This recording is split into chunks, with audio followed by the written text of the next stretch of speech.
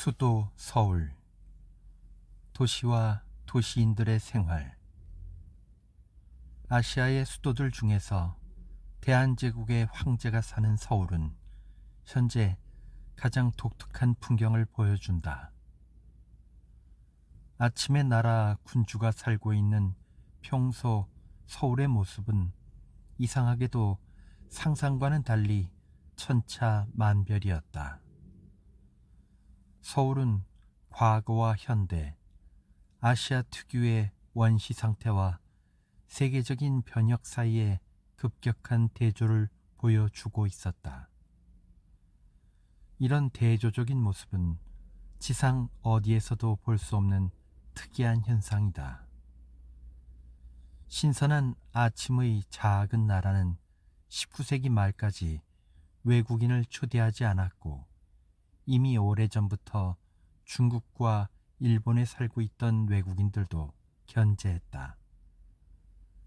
그 결과 조선은 사실 티베트에 못지않게 세상에 알려지지 않게 되었다.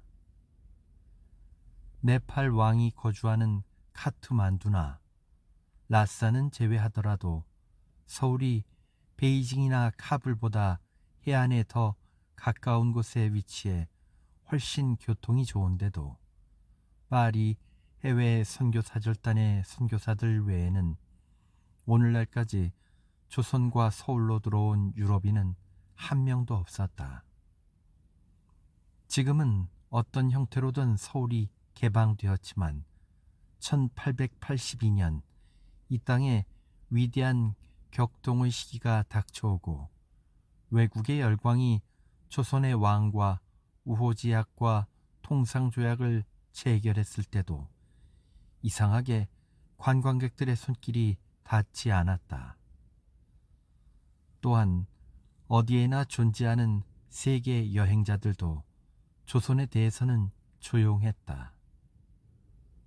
몇 시간 동안 말을 타거나 하루 종일 배를 타고 가야 하는 불편을 견디는 사람은 극소수였다.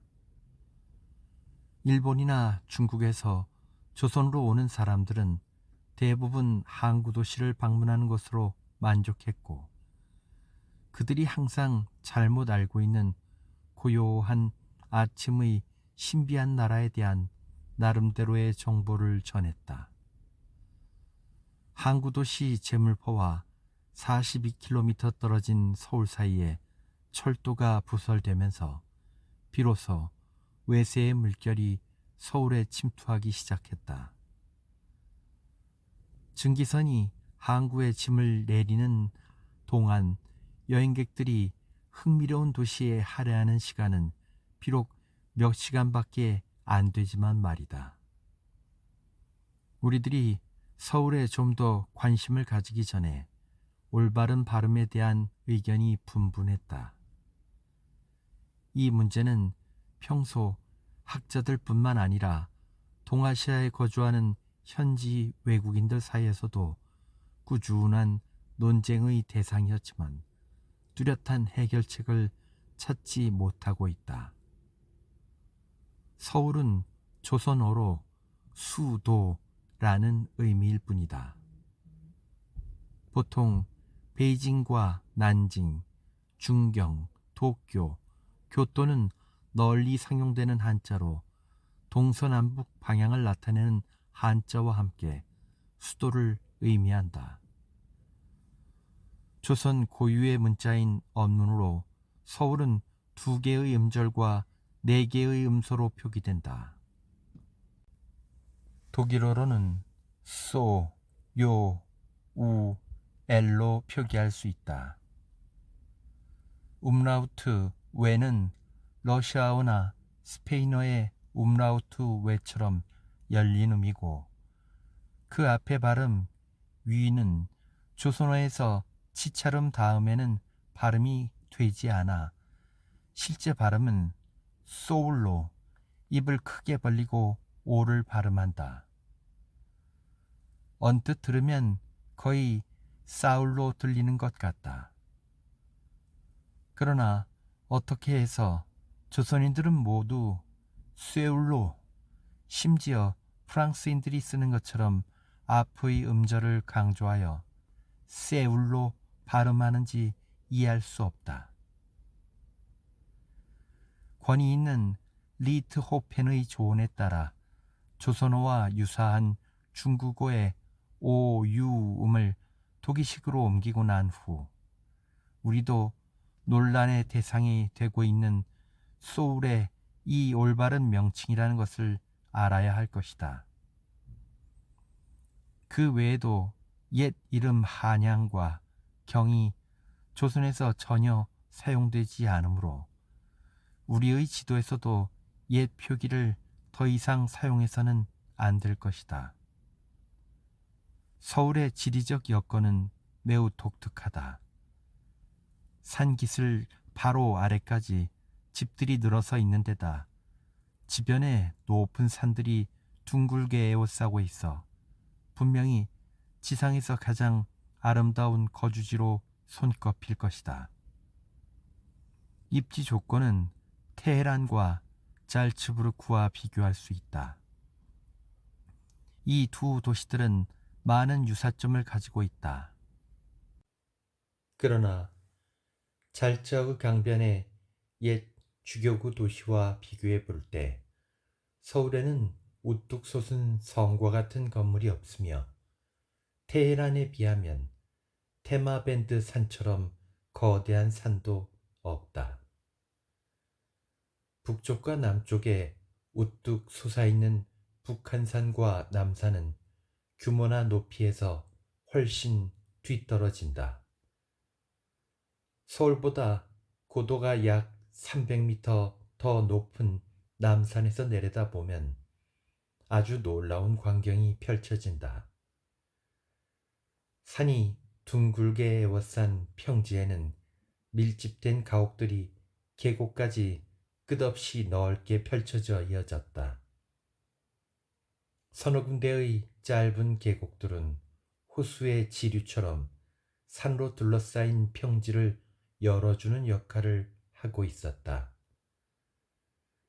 하지만 진흙으로 빚고 목조로 골조를 세워 지피나 기와를 얹은 작고 나지막한 집들은 우리의 오두막 같았다. 견고한 기와나 초가 지붕들도 청회색 톤으로 단순하고 천편일률적이었다. 이런 색상들은 주변의 자연 경관과 매우 비슷해서 처음 볼 때는 도시가 전혀 눈에 띄지 않았다.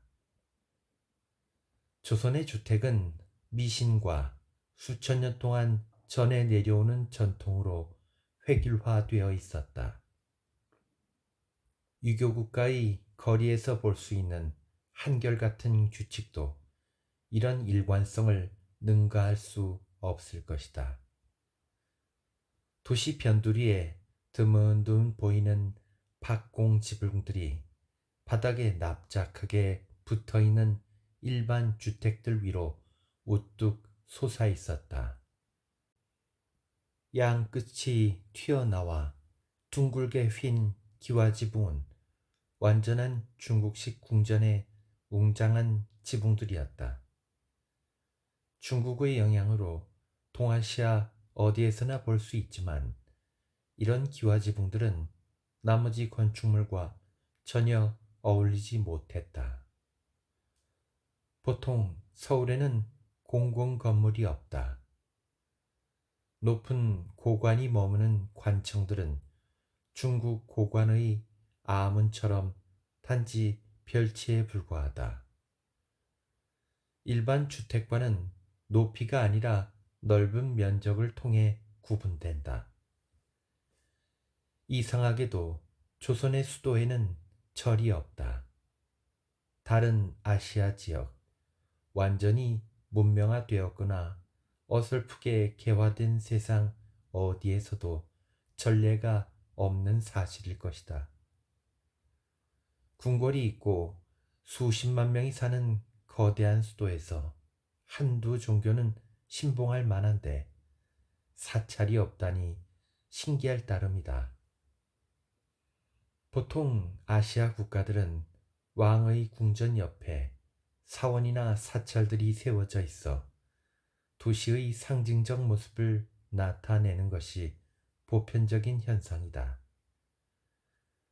회교도들의 경우 사원 모쉐가 있고, 불교나 힌두교들에게는 5층 탑이 있으며, 유교 지역과 일본에는 육중한 지붕으로 덮인 사당과 신사가 있다.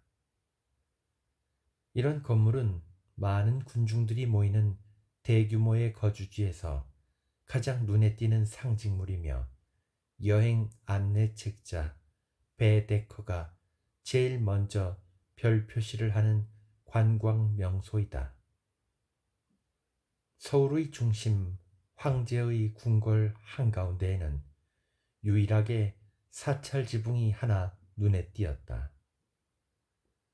조선 관료들의 모범이 되는 중국 현자들의 제사를 모시는 베이징의 거대한 사원을 소박하게 모방해 지은 건물이다. 아름답게 올라온 원형 건물과 우아한 난간이 있는 작은 사원에서는 제사만 지낼 수 있다. 일반 백성들은 안에 들어갈 수 있는 권리가 없었고, 이런 권리가 없어도 불평 한마디 하지 않는 것 같았다. 사실 조선인들은 선량한 만큼 신앙이 필요 없다. 하나의 종교에 정착하지 못하고 서너 개의 종교를 두루 거쳐가는 이상한 무관심을 농담 삼아 말하기도 한다. 즉, 유교를 믿는 집안에서 태어나 어릴 때부터 유교 교육을 받으며 부모들은 자식들을 자신과 조상들의 영혼을 위해 제사를 지내주는 가장 바람직한 사람으로 만든다. 그 후 나이가 들어가면서 토속적인 원시신앙에 어느 정도 마음을 여는 추종자가 된다. 정령을 숭배하고 나무나 돌에 기원하며 온갖 미신적인 관습으로 가득한 샤머니즘은 수천 년 전이나 지금이나 여전히 민족의 고유 종교로 자리 잡고 있다. 그러다 임종이 다가오면 조선인들은 결국 불교에 귀의한다. 불교의 영원한 윤회 사상이 죽음의 순간을 맞이하는 그들에게 그럴듯하면서도 위협적으로 다가오기 때문일 것이다. 이 나라 어디서나 관직상 유교의 예를 지키는 국가 관리들조차 불교 관습에 따라 장례를 치르고 제사를 지낸다. 석가모니나 아미타불 재단에 동전 하나 올리지 않던 사람이라도 중병에 걸리거나 임종이 다가오면 가까운 절이나 암자의 스님에게 기도를 부탁한다. 이런 여건은 제4의 종교나 다른 종교가 들어올 수 있는 실마리가 되며, 선교사들이 의술과 신기한 의약품으로 접근할 수 있는 기회도 된다. 그러나 어떤 경우에도 조선인의 종교적 감정은 믿음으로 확실히 빠지지 않는다. 그들은 오늘날 대다수의 서양인들이 직면한 단계까지 한 번도 이루지 못했다. 서구인들에게 종교는 예의범절을 위해 단순히 규율과 관례를 따르고 참여하는 관습적이고 외형적인 형식과 교육의 중심이 되어버렸다. 유럽과 미국에서는 교회 건립을 위해 기부금을 내놓는데 단단한 결속력으로 잘 빠져나올 수 없기 때문이다. 그러나 조선에서는 신도들이 너무 무관심해서 사찰을 건립할 엄두도 내지 못했다. 절을 세운다 하더라도 아무도 가지 않을 것이며, 중국처럼 텅 빈 채로 먼지만 수북이 쌓이고 결국 황폐화될 것이다. 남태평양이나 아프리카 대륙의 원시인들처럼 조선인들도 막연한 상상력으로 좀 더 권위 있는 힘이나 악령 또는 그 밖의 초인적인 영향력을 믿는다. 필요한 경우 바람이나 비, 태양이나 대기를 관장하는 불덩이로 여기는 달 또는 지신의 힘에 호소할 수밖에 없다. 부적이나 낡은 신발, 옷 조각을 바치며 그들에게 정성을 다하면 소원을 들어준다고 믿기 때문이다. 서울이라는 거대한 촌락에 꽉 들어찬 낮은 회색 지붕 위로 전선줄이 팽팽히 늘어져 있고 꼭대기에 사기 부품이 달린 전신주들이 우뚝 솟아있는 모습을 본다면 자신의 눈을 의심할 것이다. 전신주는 아직 원시적인 비문명 세계에 당당하게 입성해 있는 또 다른 세계를 보여주는 듯하다. 사실 대도시의 교통을 원활히 해주는 서양의 발명품을 이용한다는 점에서 서울은 아시아의 다른 대도시를 앞서고 있다. 아프가니스탄의 왕족은 이미 여러 해 전부터 카불과 여름 별장을 연결하는 작은 전차를 운행하고 있고 네팔의 마하라자는 이미 1880년대부터 카투만두의 궁전에 전기를 설치했다. 그러나 베이징이나 도쿄, 방콕이나 상하이 같은 어떤 대도시도 서울처럼 전신과 전화, 전차와 전기를 동시에 갖추고 있는 것은 없다. 아직 잠에 취해 있는 고요한 아침의 나라 조선인들에게는 믿을 수 없는 부끄러운 사건이 될 것이다. 번창하는 중국의 주약 항구에서 유럽인들이 사람을 일일이 끌어야 하는 인력거를 타고 주택들이 늘어선 골목 사이로 이동하는 동안 조선 사람들은 서울의 황토집과 초가지붕 사이를 전차를 타고 돌아다녔다. 밤이면 눈부신 가로등이 서울의 거대한 촌락에 빽빽하게 늘어선 지붕들을 밝혀주고 있었다. 그러나 남산 꼭대기에서 서울을 내려다보면 서울의 조화로운 광경을 방해하는 것은 비단 전기시설뿐이 아니다. 초라한 지붕들 위로 우뚝 솟아나온 몇 채의 낯선 석조 건물도 눈에 띈다. 유럽식인데다 큰 규모와 화려함 때문에 가장 서울다운 특징을 살려주는 고요하고 평화로운 모습에서 노골적으로 드드러진다. 이 건물들을 볼 때마다 조선의 새로운 시대가 왔음을 깨닫는다. 사절단이 거주하는 화려한 관저들이거나 기독교 단체들이 단지 수백 명의 개신교도들을 위해 많은 비용을 투자한 교회 건물들이다. 묘하게도 외국 건물의 규모만 보아도 국가의 영향력과 의도를 짐작할 수 있다.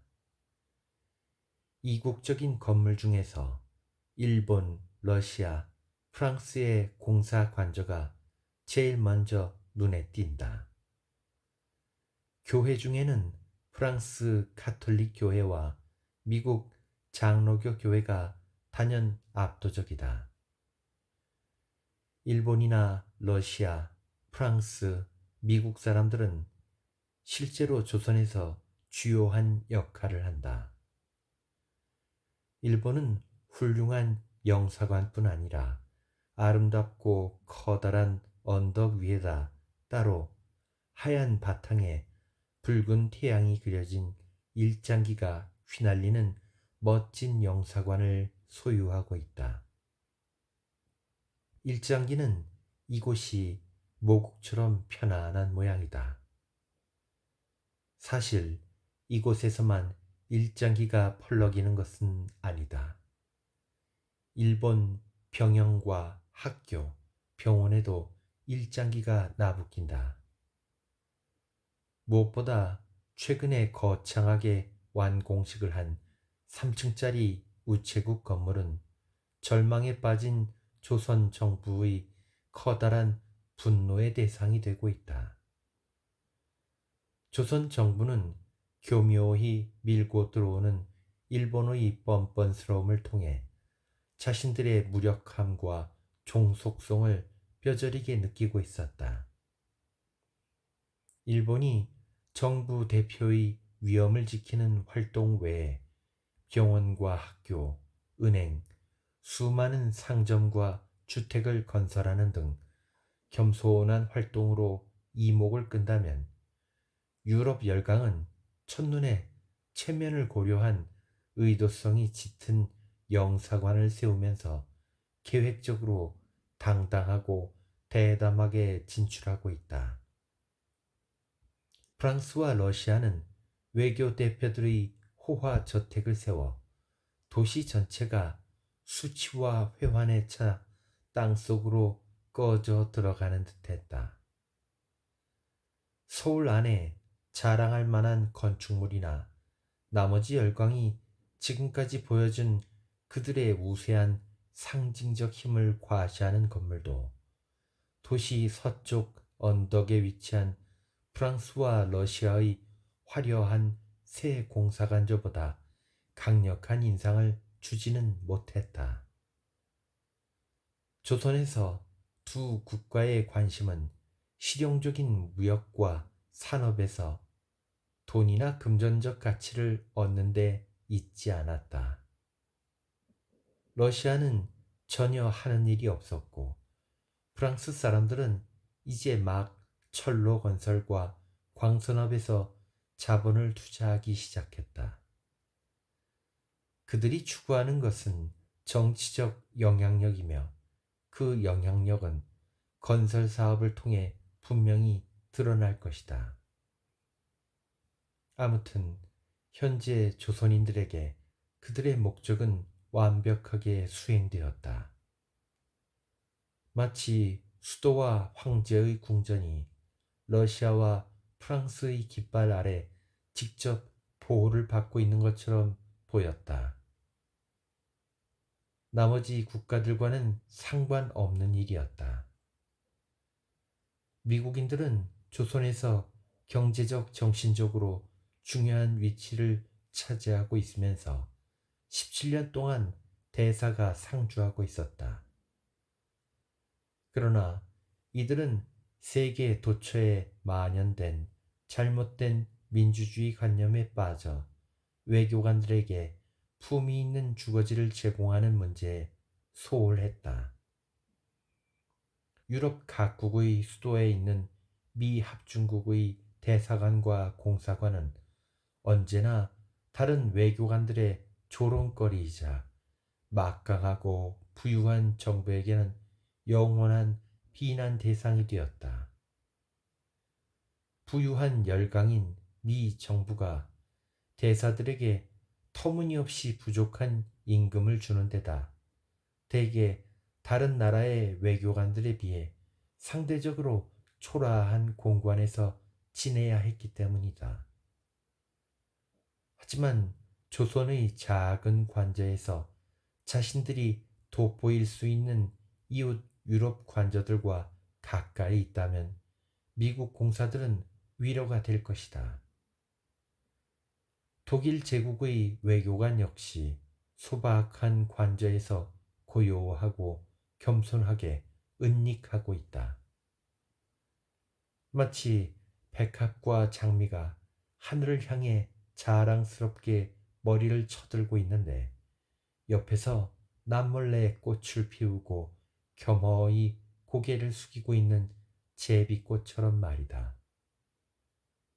독일 정부가 굳이 조선의 독일 외교관들을 이렇게 비참하게 만들어 놓고 자부심 강한 위대한 조국의 위신을 떨어뜨릴 뿐 아니라 영사까지 종종 아주 곤혹스럽게 하는 이유는 아무도 모를 것이다. 다른 모든 열강들이 보낸 공사나 변리공사들은 대한제국의 황제의 궁전에서 나라를 대표하고 있다. 독일만은 영사 관저를 따로 두고 최전방에서 모든 공식적 업무를 보고 있어서 조선인들은 독일 제국이 몬테네그로나 룩셈부르크 정도의 작은 나라라고 믿을 것이다. 작은 국가 벨기에조차 조선에 공사관을 두고 나라를 대표하고 있다. 미국은 지금까지 변리공사와 총영사관이었던 외교사절단을 실질적인 대사로 승격시켰다. 최근 영국과 러시아, 프랑스는 외교관들의 지위를 승진시켜주면서 미국의 뒤를 따르고 있다. 독일만 부영사나 통역관조차 없는 초라한 서열의 영사만으로 만족하고 있다. 예전에는 독일 영사관의 지속적인 이중 역할을 충분히 보좌해 줄 만한 부영사가 있었다. 그러나 조선에서 독일 제국의 신데렐라 역할을 강화하고 철저히 시행하기 위해 이 직책은 철수되었다. 조선의 가난과 희망이 없는 암담한 현실, 피상적인 여행객들이 내린 이런 부정적 판단들은 모두 서울 남쪽에 우뚝 솟은 남산에서 비롯된 듯하다. 남산 꼭대기에서 내려다보면 서울과 그 주변은 헐벗은 산림으로 암담하고 황폐한 모습이다. 오래된 화성암에서 예리하게 갈라져 나온 나무 하나 없는 산봉우리들은 비바람에 마모되어 그 아래 평지에 평화롭게 뻗어있는 서울을 위협하듯 사납게 내려다보고 있다. 조선의 주요 매력 중 하나로 손꼽히는 사시사철 청명한 하늘과 그 속에 뾰족하고 가파르게 솟아나온 화강암 산들은 실제보다 더욱 높고 험준해 보인다. 바다나 푸른 평지 등 온화한 풍경이 보이지 않는 거대하고 황폐한 모습을 보면 어딘지 모르게 절망적이고 우울해진다. 앞서간 다양한 작가들처럼 이런 서울의 첫인상만으로 조선을 판단할 경우 전 국토가 농사지을 땅도 없는 헐벗은 불모지라는 잘못된 선입관에 빠질 수 있다. 그러나 서울과 그 주변을 좀 더 자세히 관찰해 보면 이곳이 조선의 역사와 깊은 관련이 있는 예외적인 도시임을 쉽게 알 수 있다. 현재 조선을 통치하고 있는 왕가의 초대 왕은 1392년 서울을 수도로 정했다. 그 전의 왕조는 서울에서 북서쪽으로 약 50km 떨어진 지금은 개성이라고 불리는 송도에서 통치를 했다. 근 1000년 동안 이 좁은 지역에 거대한 인구가 밀집되어 있었다. 실제 수도 서울과 주변의 크고 작은 외곽지대의 수십만 주민들은 왕실이 존재함으로 해서 생계를 유지하는 사람들이다. 탄광이 국내 여러 지방에 산재되어 있지만 석탄이 정기적으로 생산된 적은 없다. 수십만 명이 연료로 사용하는 엄청난 양의 땔감은 매년 개성과 서울 근교의 삼림에서 충당되었다. 900년 동안 끊임없이 벌목을 했으니 원래 풍요로웠던 숲이 헐벗고 황폐한 된 것은 전혀 놀랄 일이 아니다. 오늘날까지 강원도와 함경도에 뻗어 있는 넓은 산악지대의 울창한 삼림으로 미루어 보아 지금은 예전의 화려하고 웅장했던 숲을 짐작만 할 따름이다. 조선인들은 추위가 혹독하고 긴 겨울뿐 아니라 여름에도 난방을 하기 때문에 상당히 많은 땔감이 필요하다. 아직도 북동 지방의 가장 큰 삼림지대인 함경도의 소중한 재산이 얼마나 무분별하고 부당하게 낭비되고 있는지 관찰할 수 있었다. 태고의 울창한 소나무 숲이 함경도 지방 대부분을 덮고 있었다. 오늘날도 그렇게 장엄한 산림이 남아있는 것은 인구가 많이 줄어든 덕분이다. 그러나 조선 사람들은 경솔하게도 땔감으로 쓸 나무를 한두 그루씩 마구 잘라냈다. 이 장작을 방 아래 기술적으로 설비한 난방시설인 불아궁이가 탐욕스럽게 집어삼키고 있다. 수많은 동아시아 민족들 중 유독 조선 민족만 겨울에 쾌적하게 방을 데우는 훌륭한 난방 기술을 터득한 것 같다.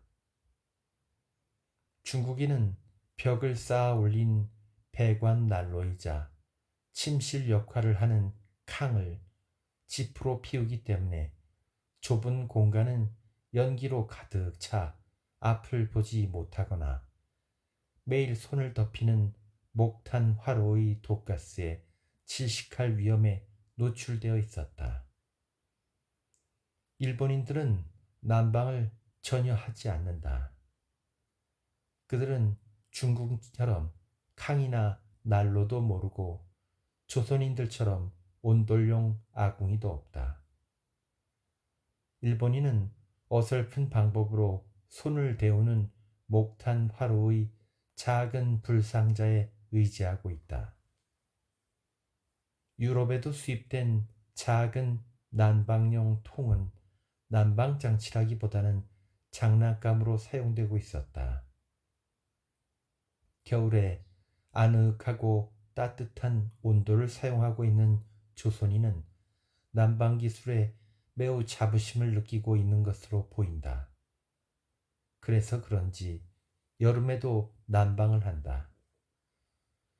저녁 해질 무렵 그늘에서도 30도가 넘는 날인데도 주민들이 밤에 뗄 소나무 장작을 준비하는 것을 보았다.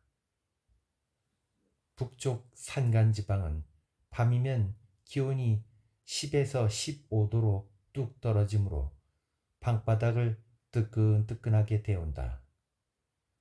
이처럼 지나치게 난방에 욕심을 내다 보면 몇백 년도 되지 않아 중국처럼 곤욕을 치를 것이다. 중국 북부지방은 수백 년간 벌목을 해서 완전히 황폐화되었다. 겉으로 본 서울의 인상이 약간 위협적이고 답답해 보인다면 서울 시내는 모든 점에서 넓고 탁 트인 느낌이다. 거대하고 웅장한 성벽은 답답하게 둘러싸인 산과는 대조적으로 공간을 지나치게 낭비한 인상을 풍긴다. 이런 공간 활용은 서울의 건축 양식을 특징적으로 나타낸다. 갈대로 엮어놓은 나지막한 초가집들과 기와집으로 혼잡한 거대한 정방형의 도시는 성벽으로 굽이굽이 둘러싸여 있다. 이 성벽은 중국의 성벽을 모델로 세운 것 같다. 높이와 넓이, 두께로 보아 규모는 훨씬 작지만 건축 방식은 중국의 위대한 세계 불가사의 만리장성에 못지않게 훌륭하다. 서울의 성벽은 주변을 빙 둘러싸고 있는 산 꼭대기까지 올라가 있다. 아무리 보아도 그 높은 데까지 집이 들어서 있을 것 같지 않았다. 더구나 낮은 지대의 성벽도 시내와 워낙 멀리 떨어져 있어 때로는 무슨 용도로 있는지 알 수 없을 정도다. 정방향으로 쌓아놓은 돌 내부도 짜임새 없고 엉성해 보였다. 중심대로는 상당히 넓었으며 베이징 북쪽에서 남쪽으로 이어지는 대로보다 훨씬 더 컸다.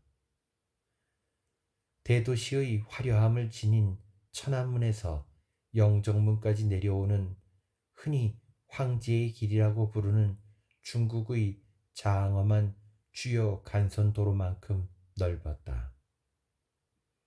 다만 서울의 도로는 베이징과 달리 적어도 몇 년 전부터 넓은 차도를 차지하는 작은 상점이나 노점이 없다.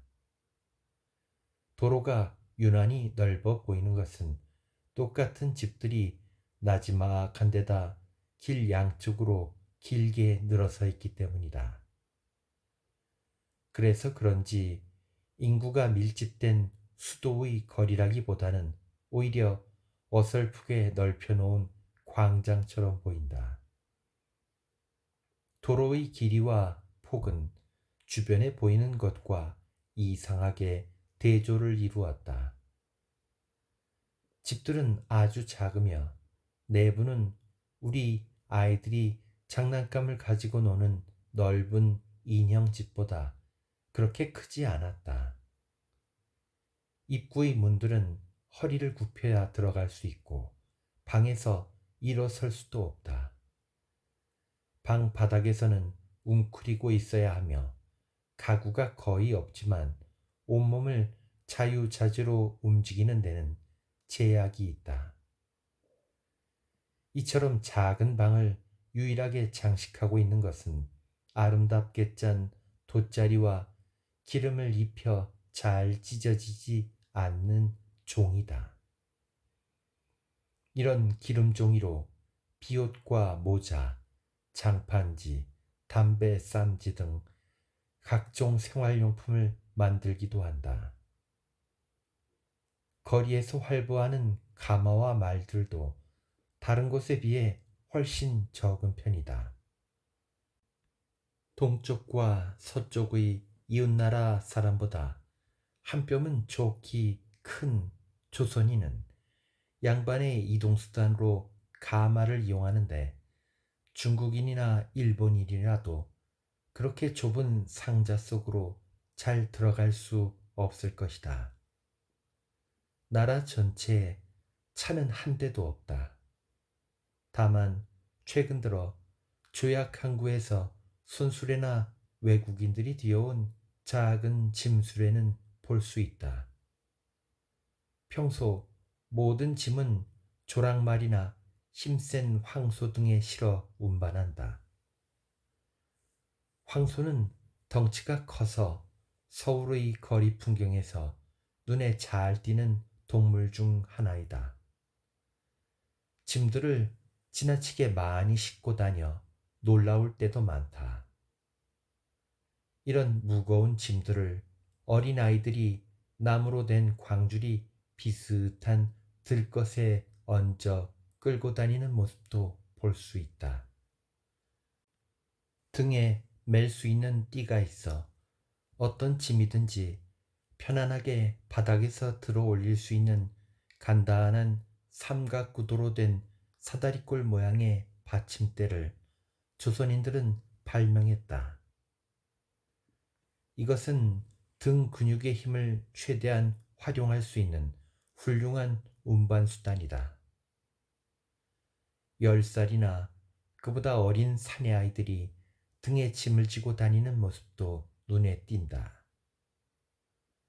짐의 부피는 어린 짐꾼의 2배 정도 클 뿐 아니라 우리나라에서 아이들이 다룰 수 있는 무게보다 훨씬 더 많이 나갈 때도 많다. 바닥에 몇 개의 버팀목이 있어 짐을 지고 있는 아이는 짐을 내릴 때도 시간이나 힘의 낭비 없이 버팀목을 땅에 내려놓고 그대로 쉴 수 있다. 하지만 이처럼 신기한 길거리에서 가장 눈길을 끄는 것은 단연 사람들이다. 이들은 머리에서 발끝까지 모두 희고 넓은 옷으로 감싸고 있다. 자그마한 장신구도 달려있지만 그렇다고 흰 옷의 순수함과 이상한 느낌이 사라지지는 않는다. 전선이나 전주 같은 전기시설에 거의 방해를 받지 않는 것도 눈에 띈다. 몸이 건조하고 삭막한 전기시설은 가장무도회 중인공들처럼 흰 옷으로 감싸고 있는 원주민들 사이에 간혹 섞여 있는데 바다 건너온 이국적인 모습의 유럽 사람들만큼 눈에 띄지 않는다. 실제 서울 주재 외국인들의 수는 극소수에 불과하므로 유럽 사람들이 눈에 띄는 일도 드물다. 외교관과 얼마 안 되는 정부 관리 외에는 대부분 선교사들로 지방보다는 수도에 훨씬 많이 편중되어 있다. 그러나 길고 넓은 거리를 몇 시간 동안 돌아다니거나 혹은 좁고 꼬불꼬불한 뒷골목을 따라 온종일 어슬렁거리다 보면 인력거를 타고 급히 지나가는 외국인을 만날 수 있다. 사람이 끄는 매우 편리한 이 인력거는 물론 최근에야 서울에 수입된 진귀한 물건이다. 인력거꾼이 앞에서 지루하지 않게 빠르게 끌고 가는 손쉬운 운송수단은 다른 아시아 지역에서는 벌써 주요한 도로교통수단으로 탄탄하게 자리 잡고 있다. 그래서 그런지 인력거는 더 이상 낯설거나 방해가 되는 것 같지 않았다. 펄럭이는 흰옷을 입고 이상하게 생긴 말갈기 모자를 쓴 조선 남성들보다 여성들의 모습이 더욱 신기하다. 여성들은 내륙의 작은 마을보다는 서울의 대로에서 훨씬 더 자주 볼 수 있다. 작은 시골 마을에서는 여성과 소녀들이 집 밖으로 나오는 경우가 드물다. 서울에서도 여성들이 공공장소로 외출하는 일은 많은 위험이 따르는 모험인 것 같다. 사악한 남성들의 음흉한 시선으로부터 순결한 미덕을 보호하기 위해 중동 지방의 회교도 국가처럼 얼굴을 조심스럽게 가리고 몸매도 가능한 드러나지 않게 감추었다. 여성들은 좁고 긴 속바지 위에 복사뼈 부분에 매듭을 묶는 헐렁하고 넓은 바지만 입는 것이 아니다. 이미 알아보지 못할 정도로 가린 자루 모양의 바지 위에 다시 긴 치마를 입는다. 미덕이라기보다 외모를 가리는데 더 신경을 쓰는 페르시아 여성들의 의상과 전체적인 모습이 매우 흡사하다. 외출하는 경우 우아하고 작은 여성들의 몸매를 숨기는 볼품없는 옵더미에 마지막으로 소매가 머리 위에 달려있는 초록색 망토를 거친다. 하얀 옷깃이 달려있는 넓고 텅 빈 소매가 얼굴과 상체 주변에서 펄럭이면 마치 몸을 가리는 무시무시한 마법의 도롱이 같다. 평소 철저히 정조를 지키기 위해 지나치게 가린 옷차림을 비웃기라도 하듯 젖가슴만 드러나 있다. 수백 년 동안 서울의 거리 풍경은 변하지 않았다. 요즘도 놀라울 정도로 옛 아시아 특유의 자연스러운 모습을 그대로 유지하고 있다. 여러 면에서 중국은 확고부동한 불변의 명성이 이웃나라에 비해 훨씬 적은 편이지만 만주의 지배를 받는 동안에는 강제적으로 변발을 하고 만주식 겉옷을 입도록 강요당했다.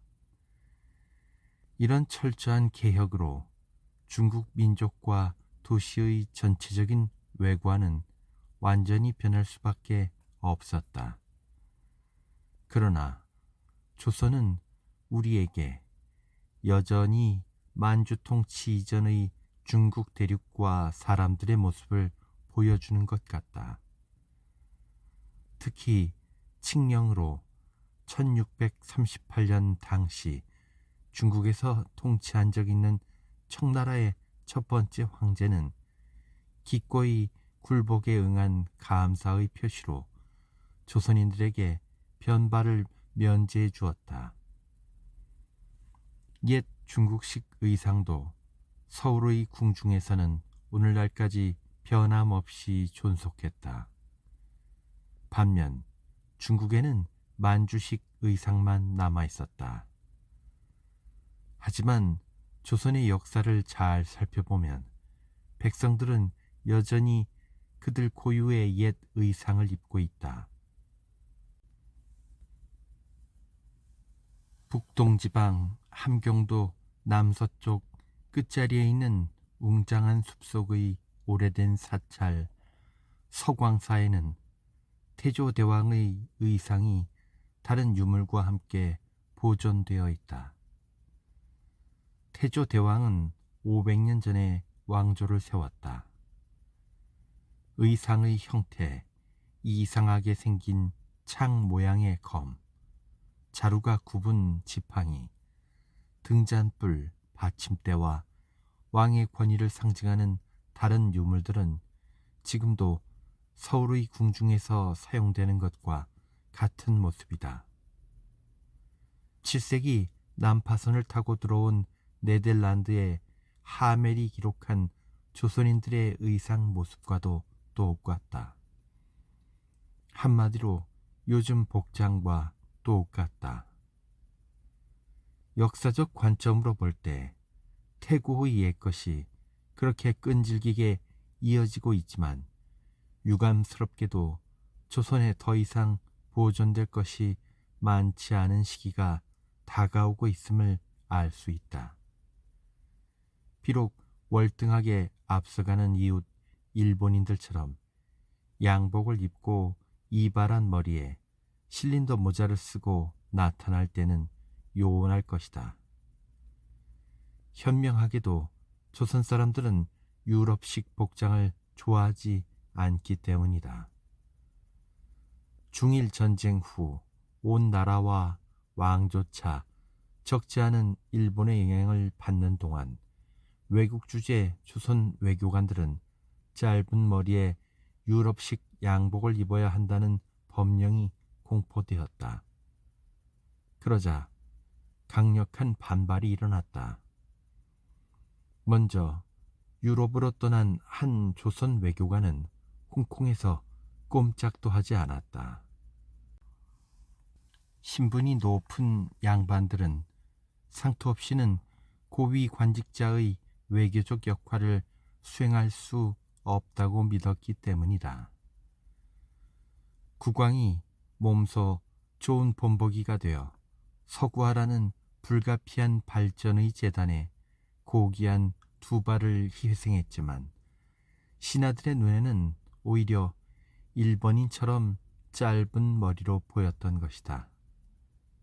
비록 국왕이 법령을 공포하면서 전통적인 두 발의 비합리적이고 비실용적인 면, 번거로움과 불편함을 납득이 가도록 설명했지만 개혁에 반대하는 백성들 중 그를 따르는 사람은 한 명도 없었다.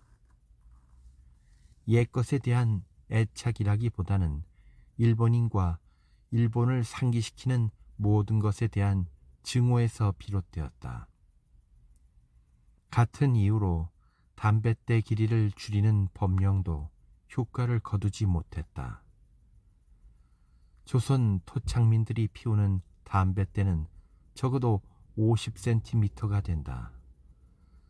때로는 너무 길어서 물부리를 입에 대고 있으면 팔이 긴 긴팔 원숭이조차 대통에 손이 닿지 않을 정도다.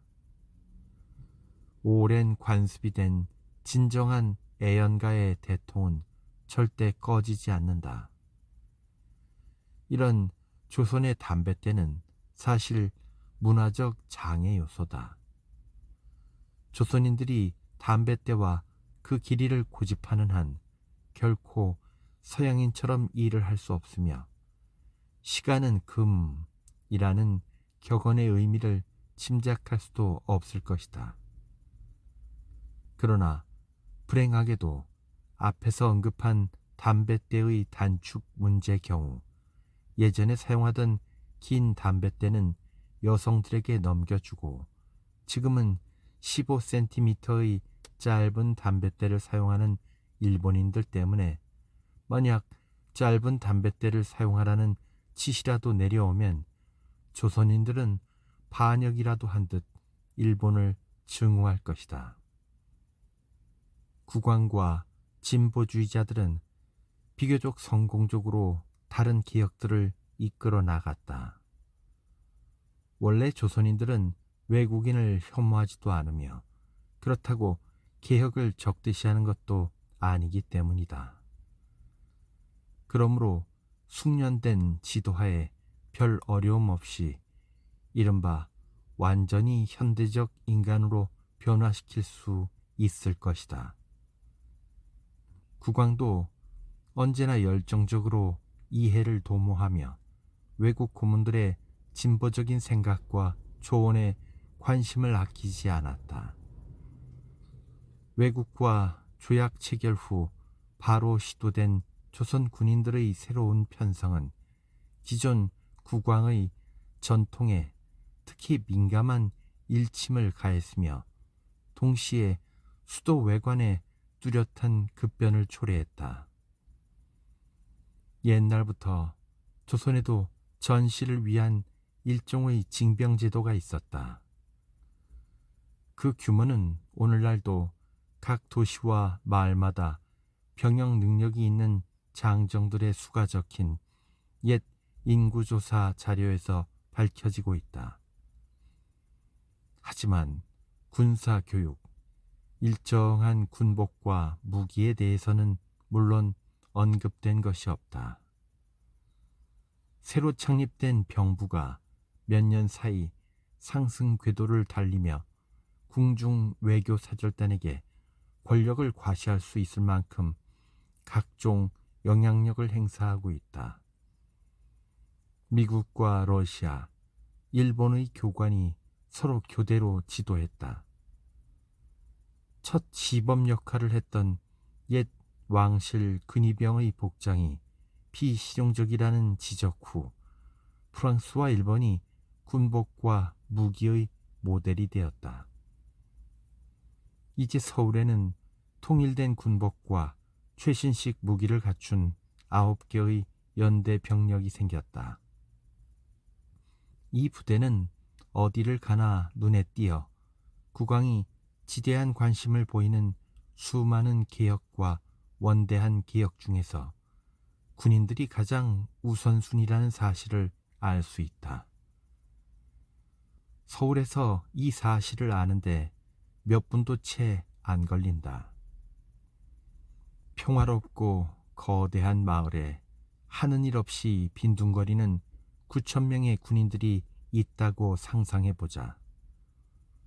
서울 주민들의 순수한 무관심은 지상의 여느 수도에 사는 사람들 못지 않을 것이다. 조선인과 중국인들 사이에 심각한 주먹 다툼이 벌어지기도 하지만 그들의 오랜 숙적인 일본인들과의 싸움은 더욱 잦았다. 서울의 일본인 거류 지역인 진고개에는 수천 명의 일본인들이 영주하고 있다. 하지만 최근 유럽식 복장을 갖추어 입고 밤낮으로 거리와 교차로를 오가는 수많은 경찰은 할 일이 별로 없다. 군인들도 지루하기는 마찬가지였다. 보초를 선다거나 연병장에서 하는 각종 총기 훈련 외에는 별로 할 일이 없었다.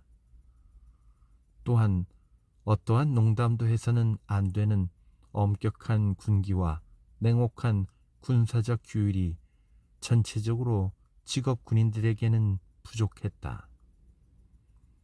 대부분 조선의 군인들은 모든 것을 새로운 즐거움을 주는 유쾌한 놀이로 받아들이고 있는 것처럼 보였다. 그리고 사실 즐기고 있는 것이 분명했다. 장정들의 즐거움은 갈수록 더했다. 궁중 앞에서 2명 이상이 때로는 4명씩 보초를 설 때 그들은 오랫동안 온갖 대화를 나누었고 총검술과 장전하는 방법을 12번이나 연습할 때도 그들의 유쾌한 기분은 멈출 줄 몰랐다. 그 다음 기둥에 멋지게 기대어 그들이 즐겨 먹는 밥과 김치가 나오는 식사 시간을 손꼽아 기다리고 있었다. 조선인들이 가장 좋아하는 김치는 스페인이나 헝가리 음식보다 훨씬 더 매웠다. 드디어 그들은 즉석에서 달리기를 시작했다. 유치한 놀이와 대한제국 황제의 근위병에 어울리는 근엄한 체면 사이에서 비롯되는 모순은 전혀 고려하지 않았다. 외국인인 우리가 볼 때 현대식 군복을 갖추어 입은 조선 군사들은 훌륭한 군인다운 면보다는 군인 정신의 부족함이 더욱 눈에 띈다. 제복은 일본 군복을 모방한 것이 분명했다. 다만 군모는 프랑스 것과 비슷해 보였다. 상의는 짧고 좁아서 몸에 꼭 끼었으며 견장에는 언문으로 쓴 노란색 연대 표시 장식이 달려 있었다. 검은색 바지에 흰색 면포로 만든 짧은 각반을 장단지 중간에 차고 있었다.